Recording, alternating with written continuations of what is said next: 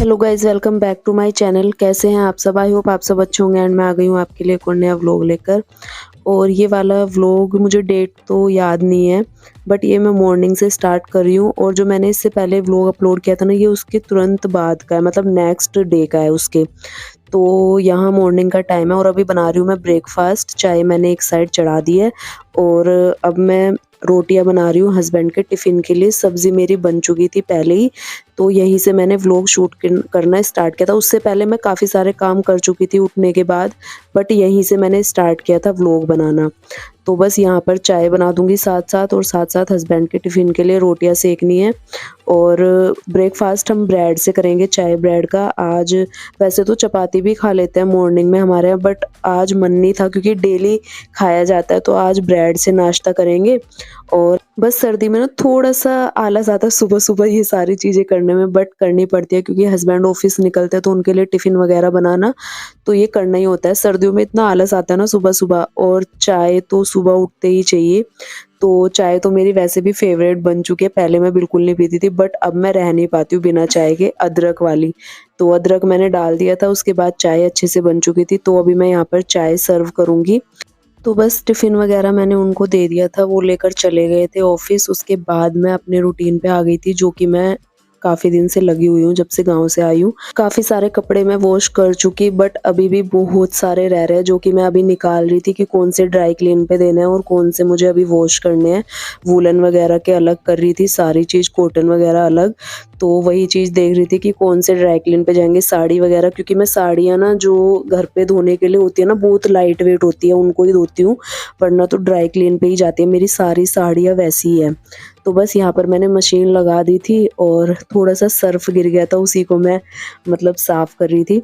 और उसके बाद मैं साथ-साथ इसमें ईज़ी भी डालूँ, उससे ना वूलन के कपड़ों का कलर वग़ैरह नहीं जाता है, और जैसे रुआ वग़ैरह हो जाता है ना कपड़ों में, वो नहीं होता है। तो ईज़ी में ही मैं वूलन के कपड़े वॉश कर रही हूँ आजकल। जो सर्दियों में मैं वही यूज़ करती हूँ और उसमें से ना एक बहुत अच्छी खुशबू भी आती है।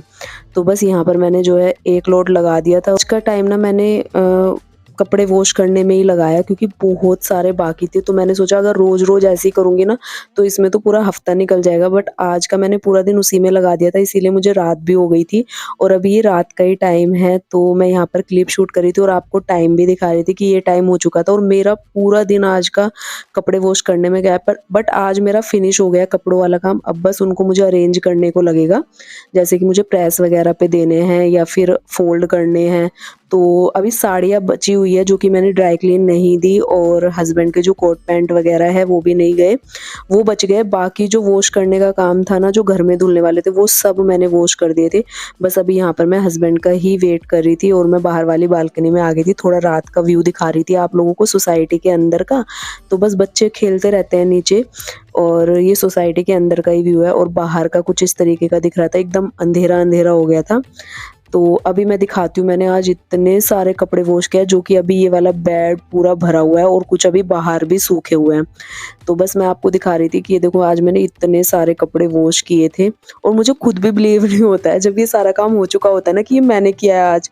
बट जब पेंडिंग होता है ना, वो करना ही पड़ता है, और मुझे 3-4 दिन लग गए इनको समेटने में, वो करने में, क्योंकि पूरा एक दिन में भी मैं निपटा देती, बट फिर वो एक दिन ऐसे जाता है ना, बिल्कुल भी उसमें किसी चीज़ का टाइम नहीं मिलता है और बहुत ज़्यादा थकान हो जाती है। तो मैं ना उसको कुछ ट्रिक्स के साथ करती हूँ कि मतलब मैं थकान में भी ना आऊँ और सारा मेरा काम भी निपट जाए। तो उसी तरीके से मैंने आज किया है।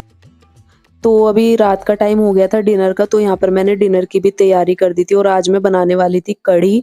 कढ़ी का मेरा काफ़ी दिन से मन कर रहा था, बट हो ही नहीं पा रहा था। तो गाँव से मट्ठा आया हुआ था, वो बचा हुआ था, तो उसी से मैंने यहाँ पर देखिए कढ़ी जो है बनने के लिए रख दिया। उसको मैं अभी कंटिन्यू चला रही थी जब तक उसमें बॉयल नहीं आ जाता, और साथ-साथ मैंने यहाँ पर पकौड़ियाँ भी बना के रख दी थी, जो मुझे कढ़ी में डालनी थी।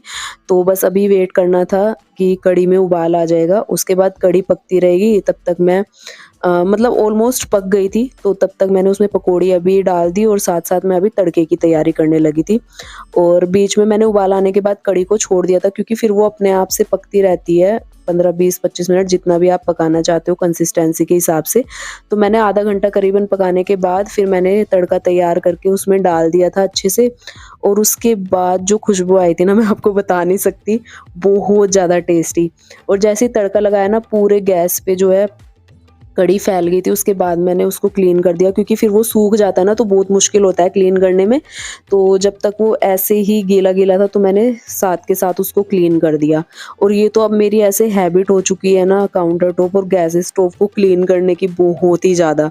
तो बस यहाँ पर साथ-साथ मैं चावल भी बनने के लिए रख दूँगी। तो आज रात डिनर में होंगे कढ़ी चावल, और तब तक हस्बैंड भी आ जाएँगे जब तक मेरा डिनर तैयार होगा।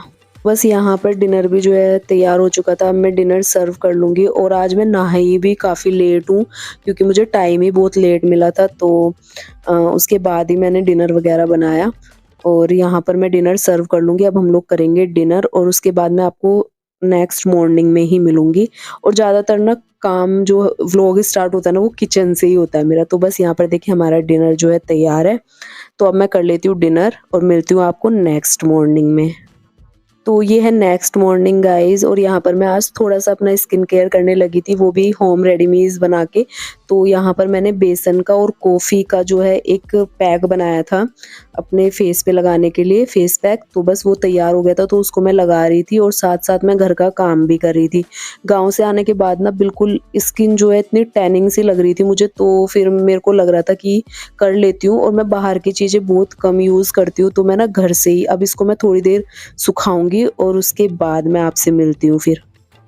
घर का सारा काम ख़त्म करने के बाद थोड़ी देर मैं आ गई थी छत पे अपनी सब्जियाँ लेकर, जो मुझे कट करनी थी और थोड़ी बहुत चीज़ें जो मुझे प्रिपरेशन करनी थी।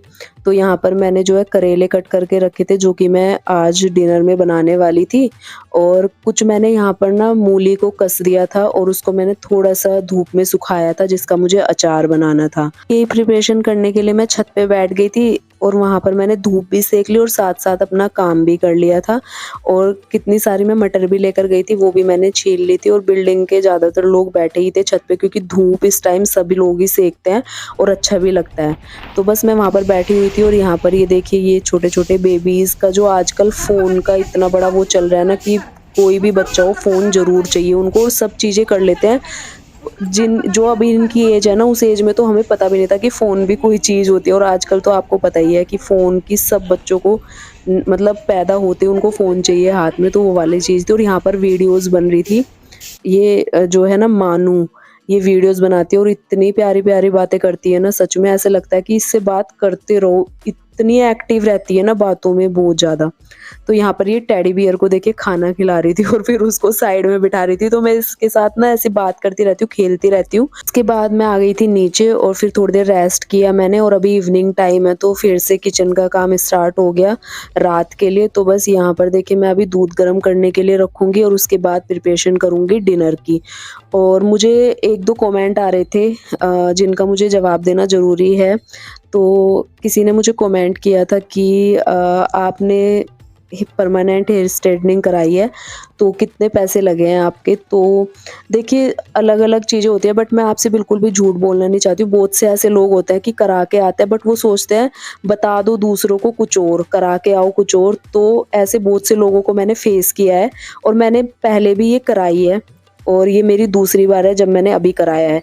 मेरे टोटल 8000 रुपीज़ लगे हैं, जिसमें सारे प्रोडक्ट्स भी है और पूरा ये जो ट्रीटमेंट लिया मैंने बालों के लिए वो भी है, जिसमें कि कैरा स्मूथ प्लस हाइलाइट्स जो मैंने कराए हैं, और साथ में प्रोडक्ट्स, तो उसमें पूरे मेरे 8000 रुपीज़ लगे हैं।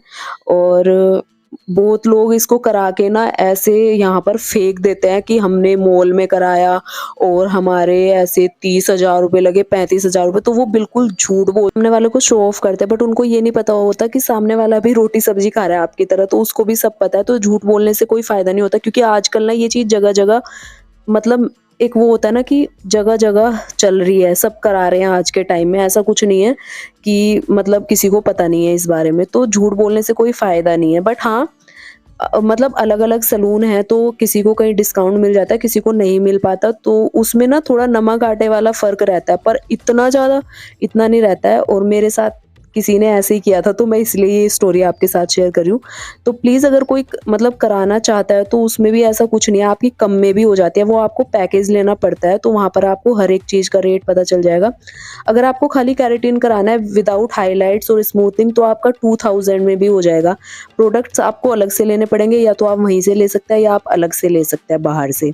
तो ये फ़र्क होते हैं। जितना आप ज़्यादा ट्रीटमेंट लोगे, जितनी ज़्यादा चीज़ें कराओगे तो उसका ही रेट बढ़ता जाएगा। तो वैसे है। तो ये चीज़ें होती हैं। तो मेरे साथ ये फेस हुआ था, इसलिए मैंने आपको ये स्टोरी सुनाई। इसलिए हर किसी पे बिलीव मत करना इस बारे में, मैं सच्चाई बता रही हूँ आपको ये चीज़ की। तो देखिए, आपसे बातें करते-करते मेरा यहाँ पर डिनर भी बन चुका है और मेरे पास एक और कमेंट आया था कि आप प्रेग्नेंट हो क्या? तो नहीं जी, मैं नहीं हूँ। तो अभी विंटर्स चल रहे हैं तो वेट बढ़ता ही है, और जब हम वैसे वूलन के कपड़े पहनते हैं तो उसमें थोड़ा-सा लगता भी है, तो इस वज़ह से आपको लगता होगा, बट ऐसा है नहीं।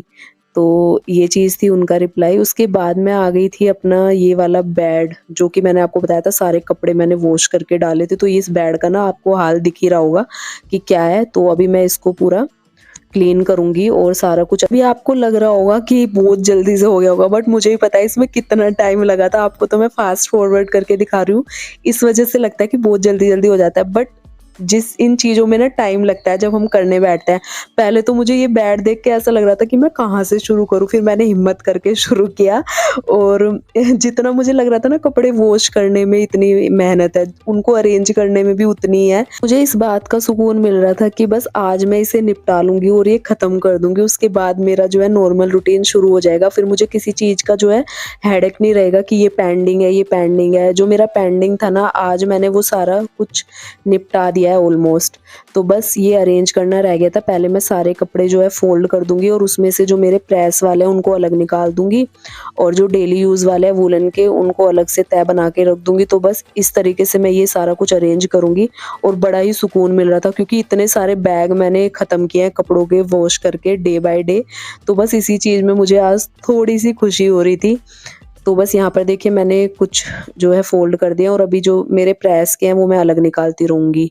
और ये जो है ना पूरा करने में ना मेरे को करीबन आधा घंटा लग गया था, क्योंकि इतने ज़्यादा कपड़े पड़े हुए थे ना, आप देख ही सकते हैं पूरा बेड भरा भरा हुआ था। तो पर मैंने कर दिया, ये आधा घंटा लग गया था इस चीज़ को पूरा समेटने में। तो अभी भी मैं लगी हुई थी, बट मैं सोच रही थी कि ये पूरा करने के बाद आपको दिखाऊँ कि मैंने किस तरीके से इनको अरेंज करा था।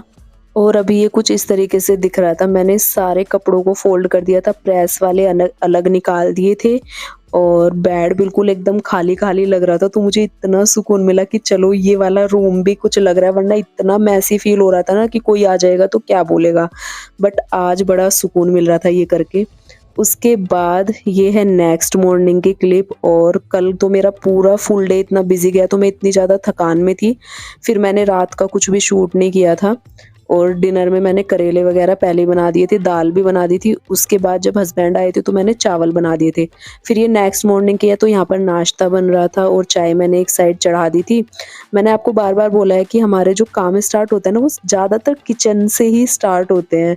सबसे ज़्यादा टाइम जो है ना हमारा किचन में ही बीतता है, और मैं ना ये फ़ील करती हूँ कई बार जब मैं आपके साथ व्लॉग शेयर करती हूँ ना, तो मुझे समझ आता है कि हाँ, ज़्यादातर टाइम जो है ना किचन में ही जाता है। तो बस यहाँ पर देखिए मैंने नाश्ता बना दिया, और नाश्ते में आज बने हैं पराठे, साथ-साथ चाय विद अचार। तो हस्बैंड भी नाश्ता लेने के लिए आ गए थे, और आज ये घर पर ही थे। सैटरडे का शायद ये दिन था, तो बस ये घर में ही थे, तो यहाँ पर नाश्ता हो गया था। तो ये अपनी प्लेट ले गए थे, मैंने लगा दी थी। अब वो कर लेंगे नाश्ता, उसके बाद मैं यहाँ पर अपना भी बना लूँगी। तो ये वाला व्लॉग आपको कैसा लगा मुझे कमेंट करके ज़रूर बताना, और मेरे व्लॉग पर शेयर, कमेंट, लाइक ज़रूर कर देना। मिलूँगी आपसे नए व्लॉग में, तब तक के लिए bye bye and take care.